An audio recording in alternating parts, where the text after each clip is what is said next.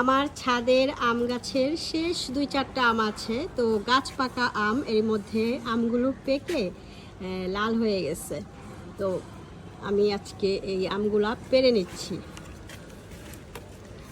আমগুলা দেখতে পাচ্ছেন একদম সুন্দর লাল হয়ে আছে, আরও লাল হবে কিন্তু আর সময় দেওয়া যাবে না, তা না হলে দেখা যাবে যে বৃষ্টি হচ্ছে। এখন কিন্তু বৃষ্টি হচ্ছে, একটু বাতাস নামলেই একদম টপ করে পড়ে যাবে। সো এখন আমি আম দুইটা পেড়ে নিচ্ছি। না, এভাবে পারা যাইতেছে না, এক হাতে এই বোটাটা ছিঁড়তে পারতেছিলাম না। বিসমিল্লাহ। এই কত সুন্দর তাই না, একদম গাছের তাজা পাকা আম, আর এটা খেতেও কিন্তু অদ্ভুত মজা লাগবে। ঝমঝম বৃষ্টির মধ্যে আমি গাছ পাকা আমগুলো পেড়ে নিলাম। আম গোসল করতেছে। এখন চলে যাচ্ছি।